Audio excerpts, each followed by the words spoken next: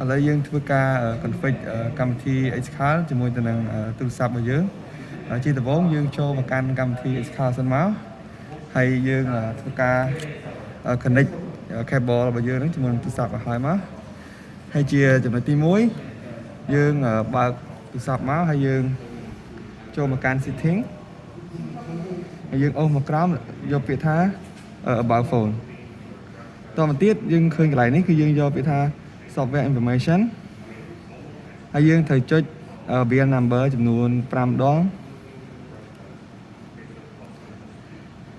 ដើម្បីបើក developer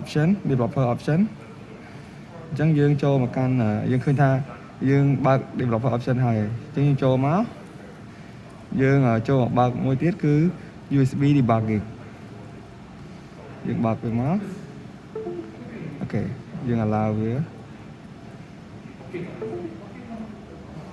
អូខេអញ្ចឹងយើងធ្វើការបើកវារួចរាល់ហើយយើងចូលមកកាន់កន្លែងនេះមកយើងវាលេខកូដដើម្បីធ្វើការបើក USB port កាយអូខេអញ្ចឹងយើងត្រូវ select យកកន្លែងនេះអូខេយើងអូខេមកអូខេតមកទៀតយើងចូលមកកាន់កម្មវិធី XCAL របស់យើងចូលមកកាន់វាថា port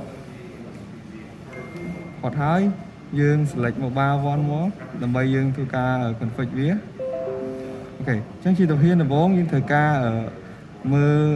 port វាសិនតើវាមាន port ឬអត់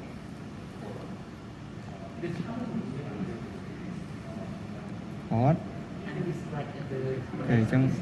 អានេះមាន port ហើយមួយទៀត modem អញ្ចឹងកន្លែងនេះវាអត់ឃើញមានពាក្យ modem ទេអញ្ចឹងយើងត្រូវupdate driver របស់ទូរស័ព្ទមួយទៀតអញ្ចឹងយើងត្រូវតម្លើង driver មក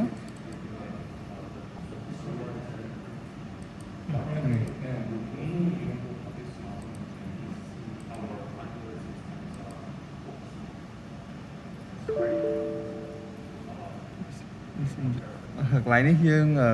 នៅពេលដែលយើងតម្លើង driver យើងត្រូវដកទូរស័ព្ទចេញសិន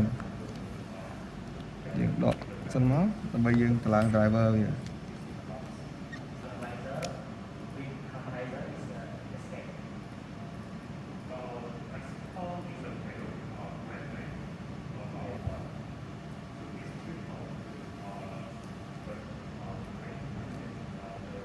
ឃើញថាអាហ្នឹងបើសិនជាយើងតម្លើង driver ដល់អាហ្នឹងទៅអត់ដំណើរការដកវាចេញសិនទៅទូរស័ព្ទយើងបើក port ប៉ុណ្ណឹងបើកតាម DM port និង USB port ហើយយើងធ្វើការ install driver ចប់ហើយអញ្ចឹងយើងធ្វើការដោតខ្សែវាវិញ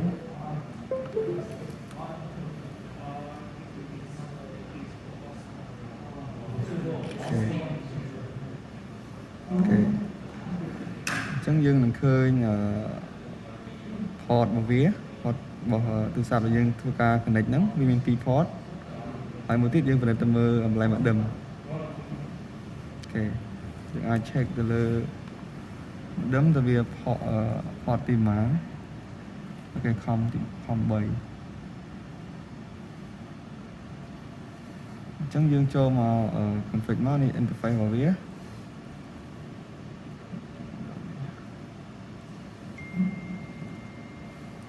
DM port នេះយើង select យក port serial USB serial port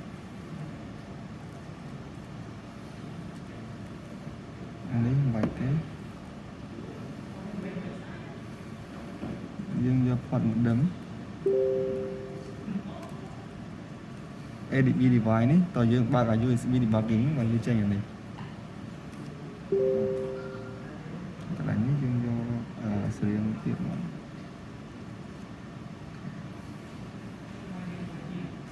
click OK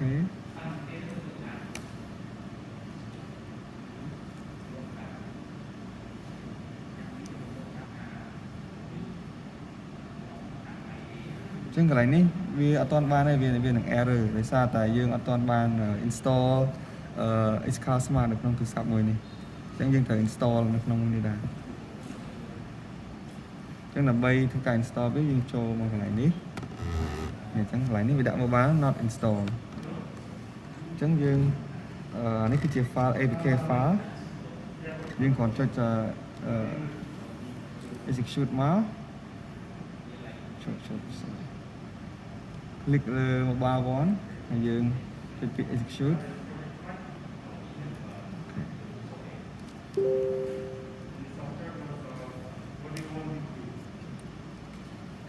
chẳng dương khơi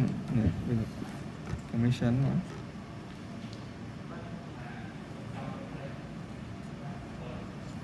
cái này ní dương thử allow XCAL smart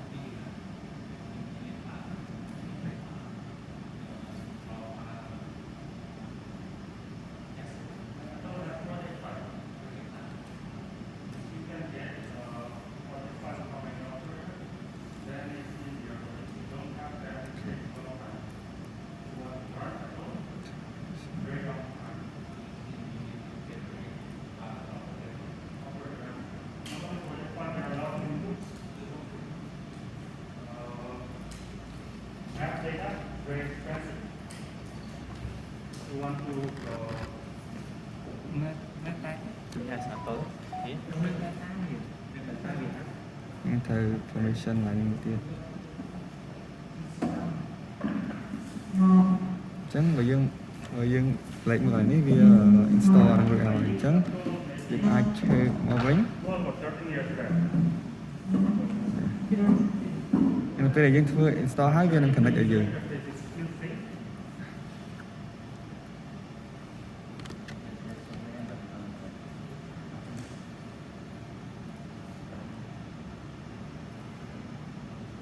ok chẳng dương ban connect via redraw lấy chẳng dương ai check lại ní thì đã bị tha connect chip chẳng dương ai ở pra tôi sắp nó là bay thôi ca tay bàn này ok chẳng lại ní dương khơi tha vi tranh WCDMA để ra tại dương toàn ban insert sim là không thu sắp ở dương mà sân thì dương thu cả insert sim mà dương bằng internet viên là load LTE này lại này